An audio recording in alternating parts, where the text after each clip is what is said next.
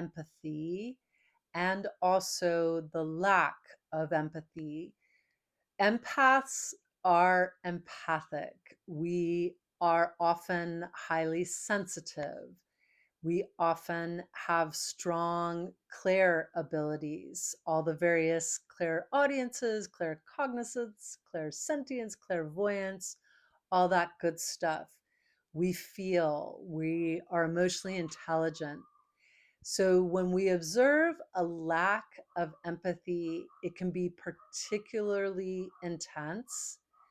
And the institutional lack of empathy that's being demonstrated, and also to some extent, at least attempt wise, created by the current administration in America, in the United States, is shocking to some of us. We hear, oh, the president called the governor of Minnesota and did not even ask about the people of Minnesota or the folks that were killed on the streets, murdered by CBP and ICE agents, did not even ask.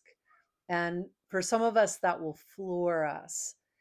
So rather than us getting swirled deeply, deeply into our emotions, I'm just going to give you a little quickie way to work with that. Have your emotions. Your emotions are beautiful, and your emotional communication system often has lots to express. So listen to them and work with them. Find a safe place if you're working with anger, and you might take a pillow and hit the bed, something like that. If you're feeling really sad, go see the movie Hamnet and have a really great cry.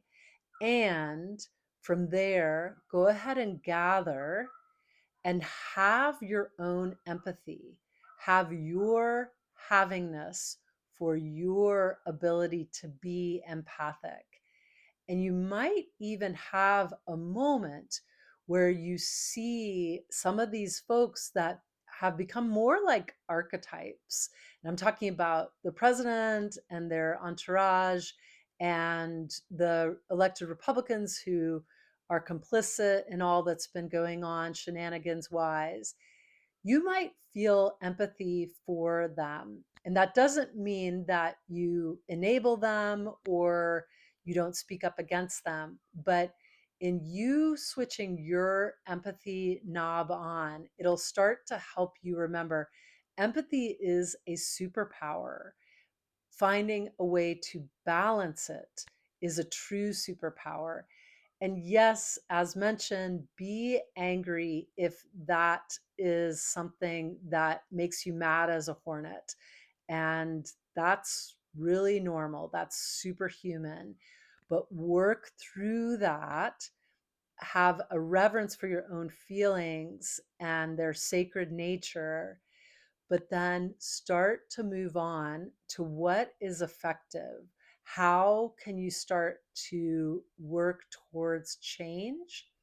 So, in some, this is taking a cue from Gandhi, and he would stop eating sugar if he was going to tell someone to not eat sugar. So, when we really celebrate our own empathy, then we can more easily say, hey, we are really sad about this lack of empathy. In fact, it's tragic, but we're going to ground and we're going to move on with what's effective. And again, for some of you, what's effective might be meditation. For others, it might be writing letters. For others, it might be going to protests. But really let your humanity be in there because that's really what we are. We're interrelated, empathic folks, and we don't want institutional malignant narcissism to take hold in our country. Thanks for being here.